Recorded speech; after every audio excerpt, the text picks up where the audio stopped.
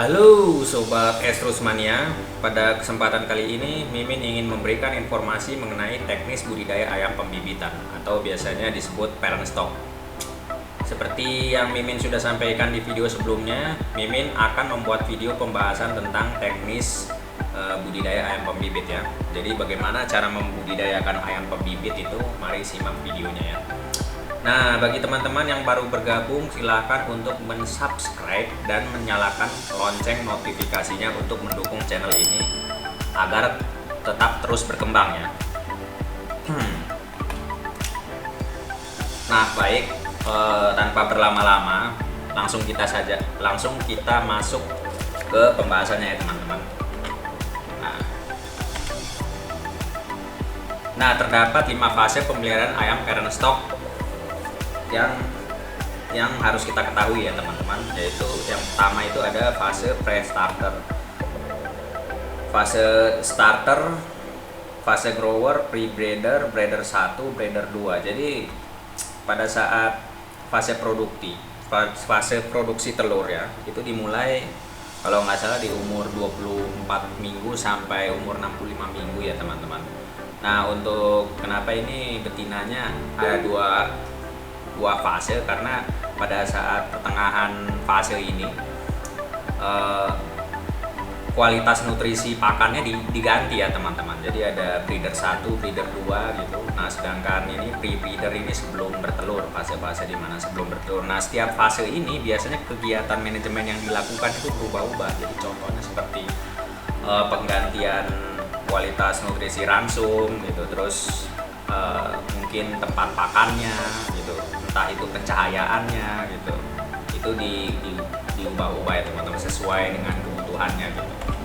Nah, ini ada 6 jenis pakan selama budidaya ayam parent stock, yaitu tadi yang saya katakan ada starter, grower, pre-breeder, breeder 1, breeder 2, male. Nah, untuk pakan betina sama pakan jantan pada saat fase produksi itu pakannya dipisah ya teman-teman. Kalau pakan betina tempat pakannya di bawah, sedangkan tempat pakan jantan tempat pakannya di atas. Kita lihat di sini, skip a day feeding. Skip a day feeding itu apa sih? Skip a day feeding itu jatah pemberian pakan selama 2 hari diberikan 1 hari ya teman-teman gitu. Jadi beda dengan point feed. Kalau point feed ditakar misalnya, kita ambil contoh ya.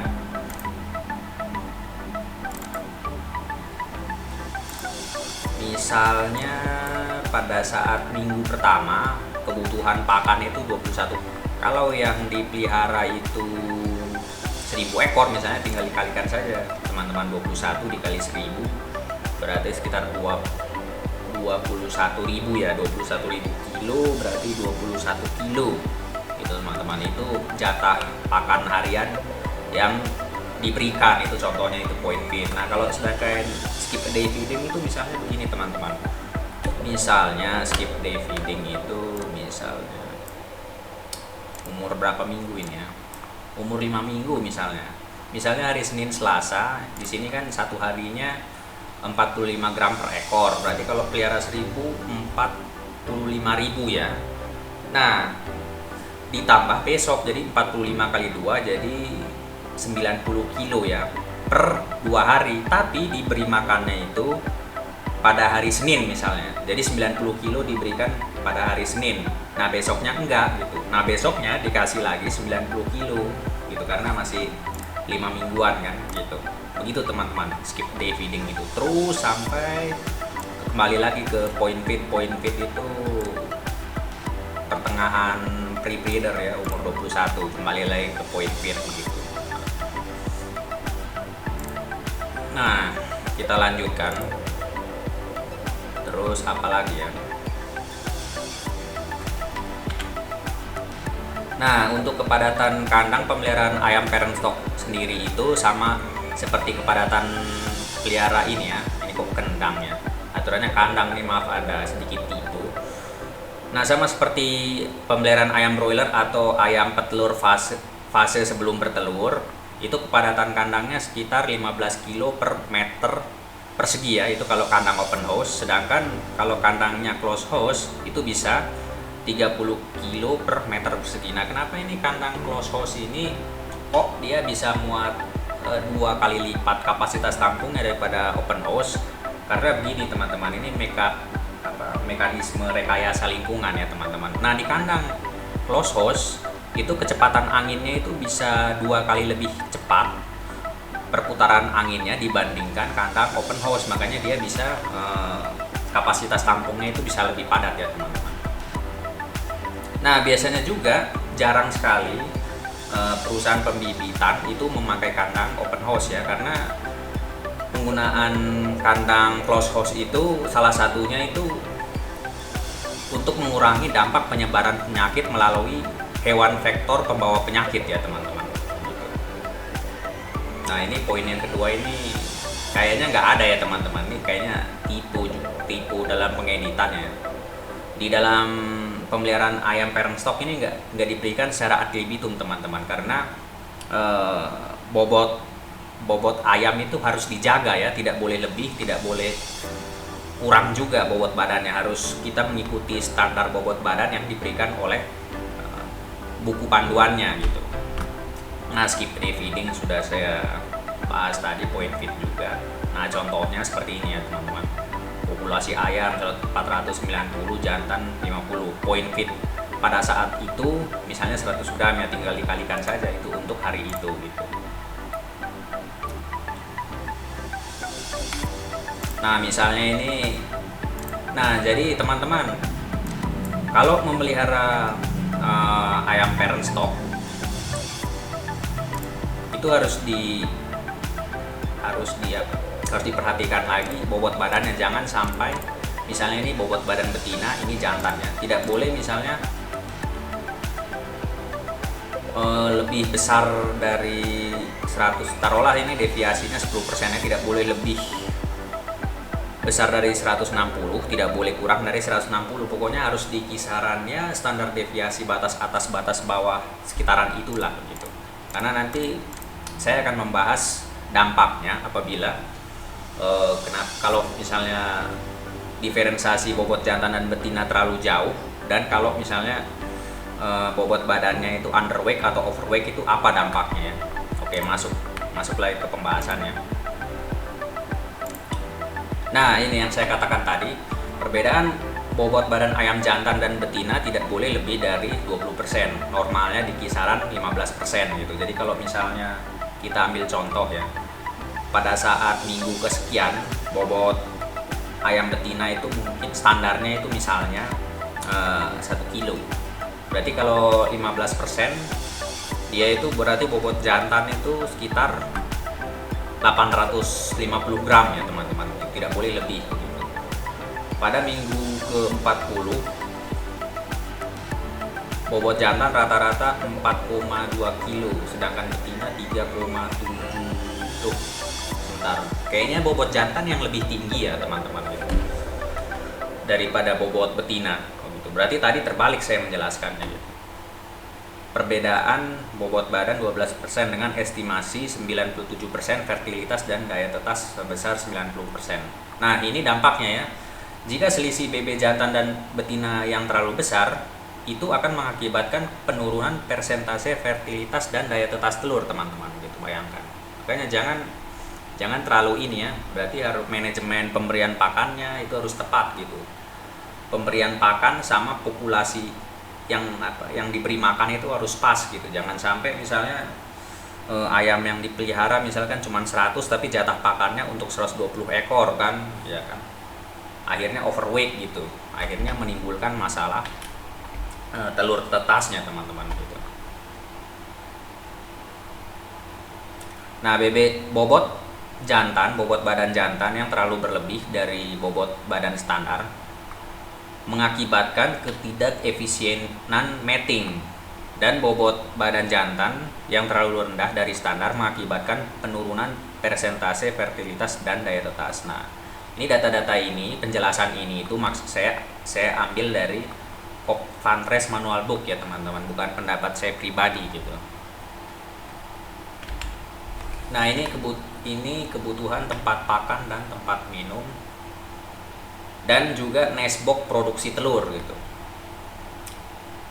Nah, untuk feeder tray itu tempat pakan yang seperti anak bayi ya, feeder tray. Sama seperti tempat pakan ayam broiler ketika lagi masa brooding. Brooding itu masa 2 minggu pertama ya. Nah, ini tempat manual yang 2 liter. Yang 2 liter atau 3 liter ya? Mohon untuk dikoreksi ya. Itu satu ekornya satu buah tempat minum manual itu untuk 75 ekor. Jadi kalau misalkan pelihara 750 ekor ya berarti butuhnya hanya 10 aja, teman-teman gitu. Sama juga tempat pakan ketika masih DOC ya gitu. Ketika masih kecil maksudnya, sorry. Nah, tempat minum yang digunakan 2 minggu sampai seterusnya sampai panen itu biasanya perusahaan menggunakan nipple drinker. Nah, kenapa tidak menggunakan tempat minum otomatis yang bundar? Karena begini teman-teman ya. Ini saya contohkan, saya ambil misalnya tempat minum yang ini ya, contoh. Saya ini ya.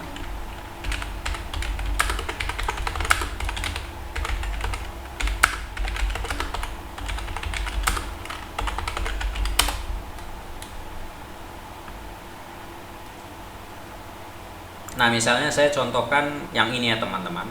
Nah, ini kita bisa lihat di sekeliling bundaran ini itu terdapat cekungan ya teman-teman. Nah, ini harus selalu cepat-cepat dibersihkan ya agar kondisinya itu higienis ya teman-teman gitu. Karena ini kalau dibiarin lama, maksudnya tidak segera dibersihkan setiap saat, maka di sini itu akan rentan terjadi media penyebaran penyakit ya teman-teman di sekeliling keliling lingkaran ini yang ada airnya, karena biasanya paru ayam itu kotor ya teman-teman. Makanya kenapa di perusahaan-perusahaan itu memakai nipple drinker ya. Nah, kalau untuk pakan betina itu yang di bawah chain feeder dengan jarak per setiap 15 cm ya untuk satu ekor. Jadi kalau misalnya pelihara 1000 kali 15 berarti 15.000 cm panjang itu panjang tempat pakannya kan. Tapi ini untuk sampai 2 ekor gitu, bayangkan. Oh, berarti satu ekornya itu 7 sampai 8 cm ya. Berarti tinggal hitung aja, misalnya kalau pelihara 1000 berarti butuhnya 8.000 cm misalnya. Nah, itu chain feeder itu bentuknya seperti apa sih, Min? Apakah yang bundar gitu? Enggak ya, chain feeder itu bentuknya seperti talang ya. Nah, ini chain feeder ini digunakan ketika ayam berumur 25 minggu sampai dengan akhir, berarti fase produksi ya, teman-teman. Nah, sedangkan kalau jantannya itu pakainya pen feeder bundar. Jadi pen feeder bundar itu seperti yang ini ya, yang di bawah ini gitu. Nah, biasanya kalau yang chain feeder itu yang pen feeder bundar itu biasanya kalau di kandang itu namanya apa ya? Trough kan. Begitu. Nah, pen feeder bundar itu satu tempat pakannya itu untuk 14 ekor jantan ya. Ini bukan betina, salah. Soalnya yang tempat pakan bundar ini itu letaknya ketinggiannya 55 cm dari lantai kandang. Jadi betina itu tidak bisa menjangkaunya ya, teman-teman. Nah, ini untuk membedakan pakan jantan dan betina ya, teman-teman. Kalau chain feeder tempat pakan betina itu letaknya di bawah, sehingga jantan itu tidak bisa masuk karena ada ininya ya, istilahnya itu, ada penutupnya ya, ada jaring-jaring, sehingga kepala jantan yang besar itu tidak bisa memakan pakan jantan yang di bawah. Nah, selanjutnya itu ada nestbox. Nestbox itu apa sih? Nah, nestbox tuh yang ini ya, yang orang lagi memegang. Nah, ini di sini biasanya ini tempat untuk ayam itu bertelur ya. Jantannya satu kolom itu untuk satu ekor gitu. Jadi satu nestbox yang besar ini itu muat kalau nggak salah 24 ekor ya. Jadi kalau misalkan pelihara 1000 ya teman-teman bisa hitung aja sendiri. Kalau heater itu tergantung ini ya, biasanya kalau misalnya pakai gas yang IGM, yang produknya Medion yang pakai gas itu satu unit itu bisa untuk 1000 ekor ya begitu. Itu kalau heaternya pakai gas, tapi juga ada heater yang model lain ya. Cuma saya belum mempelajari lebih lanjut itu spesifikasi dan kegunaannya untuk apa ya. Nah baik, ini yang saya katakan program pencahayaan ya, jadi berbeda dengan ayam-ayam yang lain ya. Nah ini di ayam parent stock ini pencahayaan dilakukan berbeda-beda ya setiap fase atau umurnya. Kalau pada saat starter itu pencahayaannya 24 jam gitu, terang terus gitu kan, dengan intensitas cahaya secukupnya ya.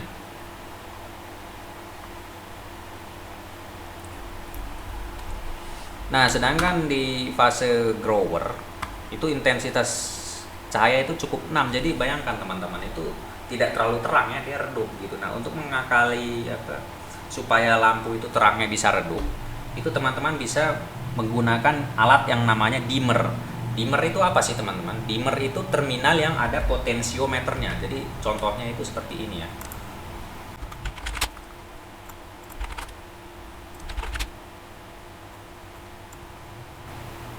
Nah bentuknya dia seperti ini ya teman-teman. Jadi ini di sini ada terminalnya buat tempat lampu. Ini untuk mengatur arus atau tegangan ya. Di sini bisa diputar potensiometernya. Kalau diputar ke arah minimal, dia nanti intensitas cahayanya akan berkurang ya teman-teman. Jadi mengakalinya bisa menggunakan alat ini ya. Gitu.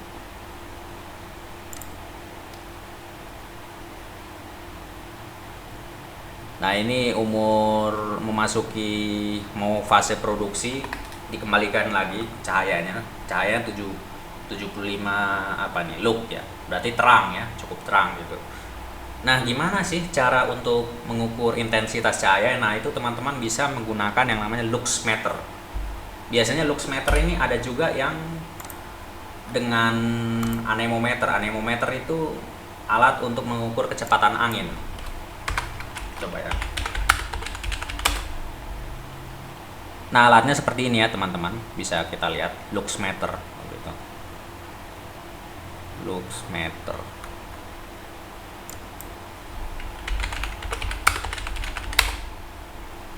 Nah sedangkan ini untuk mengetahui kecepatan angin dari exhaust fan, pakai ini biasanya teman-teman.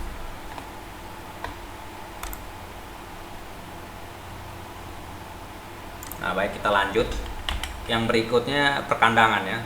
Jadi pen ini dibuat sebelum masuk di usia. Apa itu sih pen?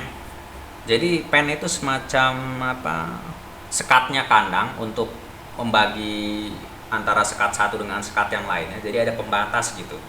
Jadi misalnya saya kasih contoh, misalnya kandang itu luasnya itu kalau di pabrik perusahaan besar itu 15 meter dikali 120 meter ya panjangnya, lebarnya 15 cm. Nah berarti dengan luas segitu atau panjang segitu itu biasanya dibagi 4 pen ya, biasanya 4 pen, bukan 5 ya, sorry.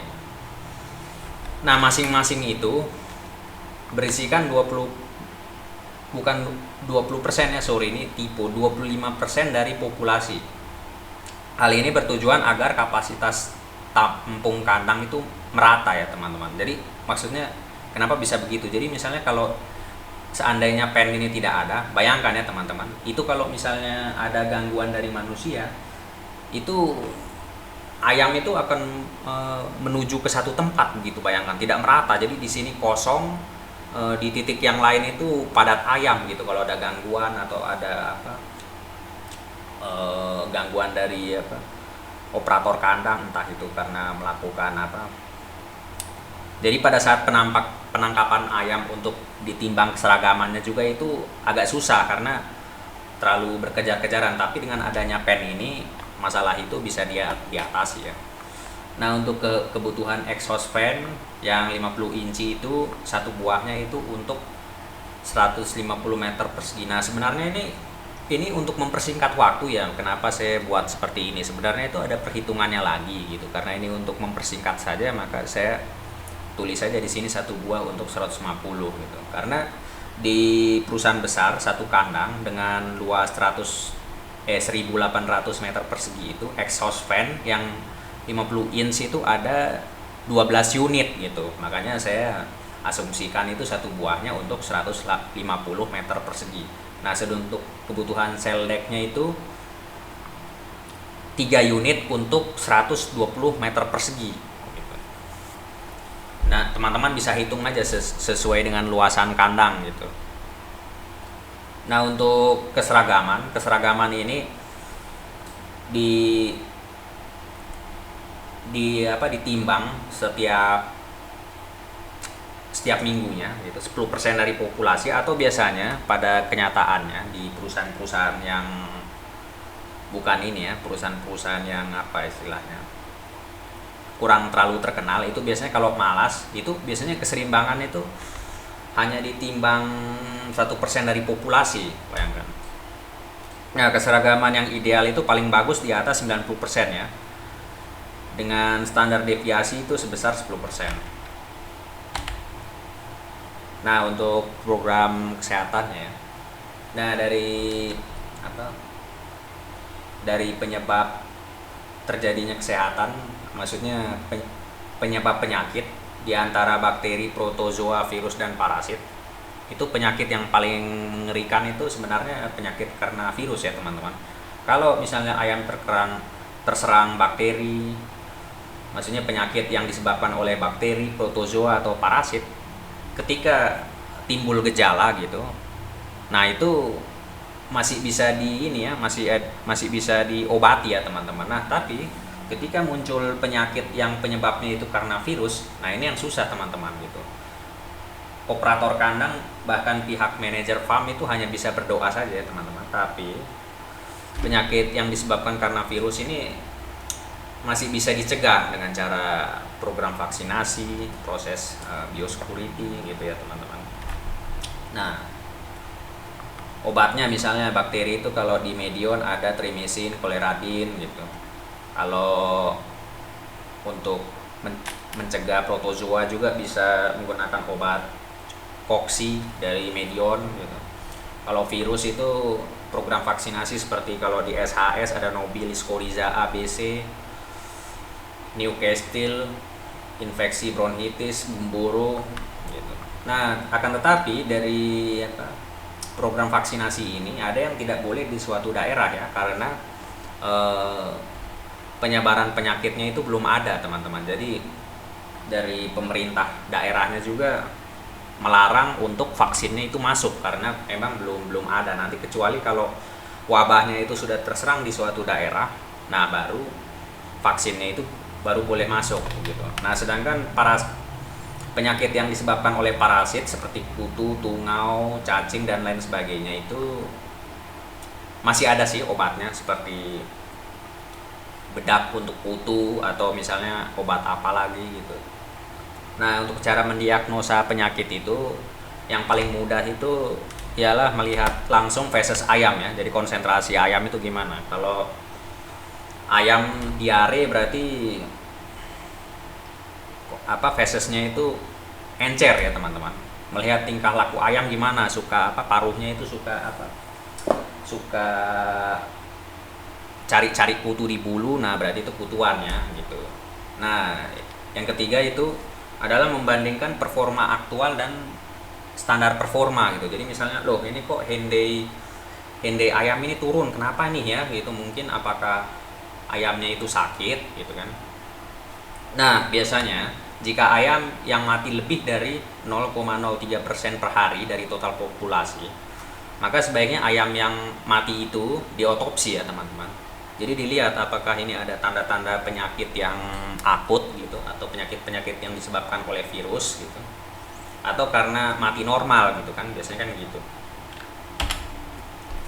Nah, ini untuk menganalisa dan untuk mencegah penyakitnya itu 1 minggu setelah vaksin, ambil sampling darah untuk dikirim ke, ini bebas ya, labnya mana misalnya gitu, untuk diketahui titer antibodi setiap penyakit tersebut gitu. Apabila titer antibodi tidak naik, maka akan dilakukan revaksinasi gitu. Nah, untuk pencegahan penyakit itu bisa dilakukan dengan cara melakukan biosecurity ya. Biosecurity itu seperti mandi sebelum dan sesudah keluar kandang gitu, menyemprotkan desinfektan peralatan kandang gitu, masuk kandang mulai dari urutan yang kecil sampai ayam yang besar gitu. Nah, ini untuk contoh dari program kesehatannya itu seperti ini ya teman-teman gitu. Jadi di hari pertama itu ada vaksin MD gitu, tapi ini biasanya di hatchery ya, di penetasan gitu. Terus umur 3 hari ada poxi gitu, nama vaksinnya gitu.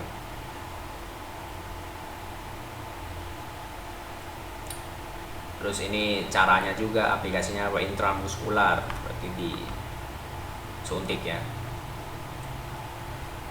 ditusuk. Kebanyakan sih suntik ya teman-teman, karena biasanya kalau ayam yang sudah besar itu yang paling efektif dan yang paling lama itu biasanya ini teman-teman, inaktif ya. Nah, ini contoh program pengobatan ya, OVK gitu.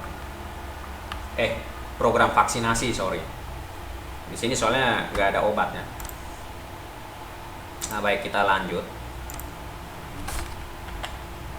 Nah, ini manajemen pengendalian lingkungan ya. Nah, ini sama seperti ayam petelur, ayam parent stock itu diatur suhunya melalui Tempron. Itu merek dagang ya. Atau biasanya alatnya itu disebut termostat. Biasanya input suhu itu dan kelembaban itu ada sensornya. Dan output perintahnya itu biasanya berupa pompa air di selek atau juga exhaust fan ya teman-teman gitu.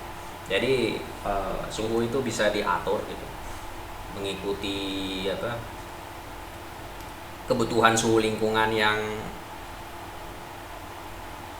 dibutuhkan itu apa gitu. Asalkan jangan suhu dan kelembaban itu jangan sampai melewati heat stress index ya. Ini bukan ini HSI aturannya nih, salah ketik ini. Heat stress index itu tidak boleh melewati 155. Apa yang terjadi kalau misalnya heat stress index melewati 155? Misalnya saya ambil contoh 160 atau 165, maka performa itu akan turun ya, performanya itu akan berubah gitu, performanya itu akan jelek. Jadi contohnya misalnya begini teman-teman, misalnya performa di minggu ke 30 misalnya, di sini tertulis Henhouse 86. Nah, karena ini heat stress itu cara menghitungnya derajat Fahrenheit ditambah persentase kelembaban ya. Misalnya contoh Fahrenheit 30 Celcius itu berapa Fahrenheit ya teman-teman. Misalnya saya kasih contoh ya.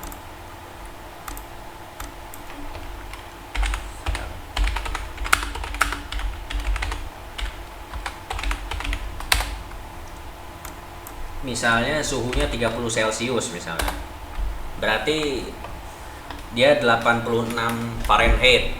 Nah, misalnya kelembaban dilihat di hygrometer itu misalnya 70, misalnya 70% ya.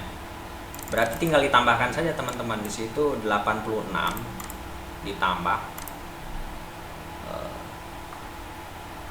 70% kelembaban, berarti 155 gitu.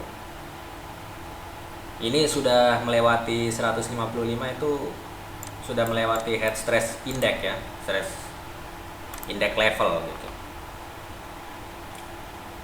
Nah, maka performa yang tadinya 86 mungkin bisa saja karena dia sudah melewati heat stress index, itu bisa saja mungkin dari yang tadinya 86%, Henhouse-nya bisa saja turun jadi misalnya 85% gitu. Nah, maka kita harus tetap menjaga lingkungan itu agar tetap dingin ya. Nah, tapi ini heat stress index ini hanya berlaku pasca brooding ya. Brooding itu umur 2 minggu ke bawah. Jadi kalau pasca brooding itu di umur 15 hari ke bawah ya teman-teman. Jadi ayam itu semakin lama dipelihara, semakin dewasa dipelihara, dia akan cenderung membutuhkan suhu yang lebih dingin ya teman-teman. Dia tidak boleh di atas head stress index gitu, karena akan menyebabkan penurunan performa gitu. Apalagi kalau head stress indexnya itu sudah menyentuh 170 poin ya. Kalau sudah di level-level itu biasanya akan banyak terjadi kematian ya, kematian karena head stress indexnya itu terlalu parah gitu. Nah, ini untuk panen telur. Ayam parent stock itu mulai bertelurnya dari umur 25 minggu sampai dengan akhirnya itu di umur 65 minggu. Nah, pada saat sebelum umur 24, mungkin umur 25 minggu kurang 1 hari atau 2 hari, biasanya itu dilakukan penempatan nestbox ya. Penempatan nestbox itu sarang telur ya, yang kemarin itu. Yang kemarin lagi, yang tadi saya sudah jelaskan di sebelumnya. Nah, dalam sehari telur ayam itu dipanen sebanyak 5 kali. Nah, biasanya di tempat saya yang dulu itu dipanen misalnya jam 7, jam 8 gitu. Terus habis itu jam 10, jam 11. Nah, habis itu yang ketiga habis duhur dari jam 1 sampai jam 2 gitu. Terus habis itu dari jam berapa lagi ya? Jam setengah 3 sampai jam setengah 4. Nah, yang terakhir itu sore-sore ya. Sebelum pulang biasanya jam 5-an ya. Jam 4, jam 5 gitu. Nah, setelah telur ayam dipanen, itu biasanya sebelum masuk ke cooling room, ayam difumigasi dengan larutan formalin dan kalium permanganat gitu, dengan dosis masing-masing 40 mili dan 20 gram per luasan 2,83 meter kubik di lemari fumigasi ya. Jadi tergantung besaran lemari fumigasinya. Lemari fumigasinya itu dia berapa meter kubik gitu. Nah, terus dikalkulasikan dengan dosis ini ya, 40 mili formalin dengan 20 gram kalium permanganat gitu. Nah, selanjutnya telur ayam itu disimpan dalam ruangan pendingin di kisaran suhu 19 sampai 20 derajat gitu. Nah, ini kalau untuk menggunakan AC setengah PK itu untuk ruangan 9 meter persegi ya teman-teman. Nah, ini kita bisa lihat umur penyimpanan telur sebelum hatching egg itu ditetaskan ya teman-teman. Jadi sampai 3 hari biasanya kalau di perusahaan itu menyimpan telur di dalam cooling room. Nah, itu suhunya itu kita taruh misalnya ambil tengah ya, suhu rata-rata misalkan. Suhu pertama disimpan di suhu 20 derajat. Terus besoknya suhunya agak lebih dingin sedikit, turun 1 derajat gitu. Terus besoknya lagi turun 1 derajat gitu. Sebelum telur itu ditetaskan ya teman-teman. Nah, setelah 3 hari, telur dari cooling room ini dibawa untuk ditetaskan ya ke mesin penetasan gitu. Nah, ini juga grading telur. Nah, ini aturannya terbalik aturannya ini diterangkan duluan ya teman-teman. Nah, selanjutnya itu ada grading telur. Itu adalah proses memilah telur berdasarkan ukuran sebelum telur itu ditetaskan. Yang tidak lolos seleksi, maka telur akan diafkir. Nah, selain itu juga grading telur ini juga dibersihkan dari kotoran ya. Jadi sambari telur itu dipisahkan dari yang lolos seleksi sama yang tidak layak untuk ditetaskan itu sambil dibersihkan dari kotoran, telur itu dipilah ya gitu. Nah, ini tidak menggunakan sabun ya, cukup dengan lap saja, lap kering. Terus dipisahkan dari mulai telur yang double yolk, junior, retak, hancur. Nah, kriteria 4 ini itu kriteria telur yang diafkir ya, jadi tidak ditetaskan ya teman-teman. Sedangkan sisanya adalah hatching egg. Hatching egg itu yang bisa ditetaskan atau yang memenuhi syarat. Nah, ini adalah contoh dari LHK. LHK itu lembar harian kandang. Jadi setiap kandang itu biasanya itu nanti operator atau foreman itu harus wajib mengisi ini setiap harinya ya, untuk data recording gitu.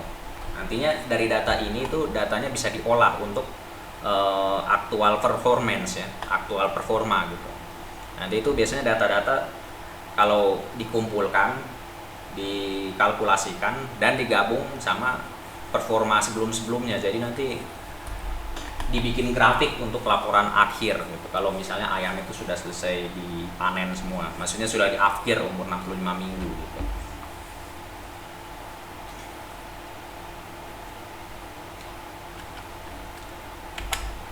Nah, sedangkan ini teman-teman, ini kok gambarnya sebentar ya. Nah, ini adalah contoh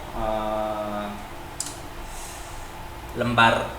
Ini kalau yang ini lembar mingguan ya. Kalau yang tadi itu LHK, kalau yang ini mingguannya teman-teman gitu. Jadi minggu ini misalnya ACT itu aktual. Pen itu satu sekat kandang dalam kandang gitu. Jadi sekatan kandang yang terdapat di dalam kandang gitu teman-teman. Ini pen ini. Pen jumlahnya ada 2300. Ini yang betinanya ya. Di pen yang keduanya ada 2003. Berarti ini kalau di total nih ada 10.000 lebih ini mungkin ya ayam ini, betina sama jantan. ACT itu adalah aktual, BW itu body weight gitu, STD-nya standar. Jadi standar performanya itu kita membandingkan ya.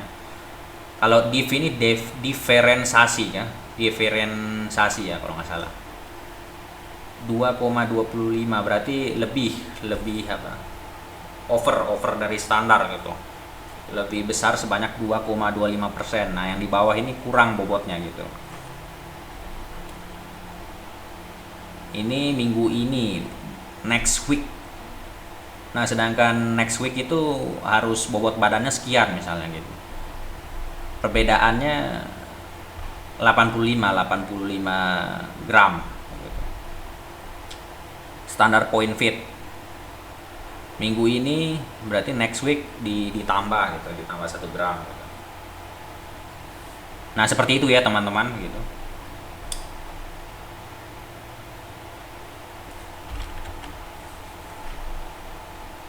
Nah, ini menetaskan telur ya. Dalam sebulan telur yang dimasukkan ke mesin tetas sebanyak 10 kali. Kenapa bisa 10 kali? Yaitu tadi karena setiap panen telur tidak langsung ditetaskan ya teman-teman, tapi dikumpul dulu di cooling room, paling lama itu 3 hari ya. Idealnya 3 hari ya teman-teman. Nah, sedangkan 1 bulan, katakanlah misalnya 1 bulan itu 30 hari. Nah, berarti karena 10 kali, berarti karena 10 kali, karena itu pengumpulannya itu idealnya 3 hari, berarti terdapat 10 kali gitu. 10 kali telur yang ditransfer dari cooling room ke mesin tetas, berarti mesinnya harus ada 10 gitu.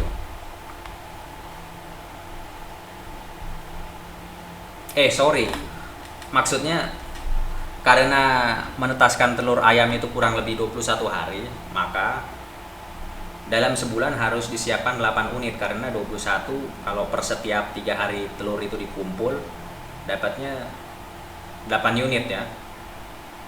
Ditambah 2 itu untuk cadangan ya, gitu teman-teman gitu. Nah, telur ayam yang dikeluarkan dari cooling room ya, ini bukan mesin pendingin, sorry ini salah ya teman-teman.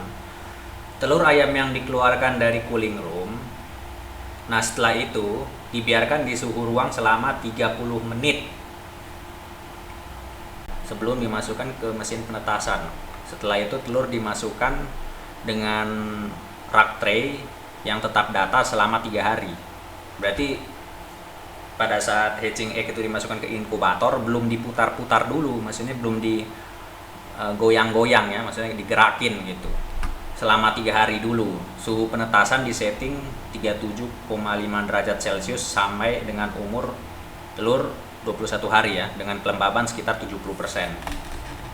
Nah, pada saat telur hatching egg maksudnya berumur 4 hari di dalam inkubator, rak telur mesin penetasan dibolak-balik 3 kali dalam sehari sampai berumur 18 hari gitu.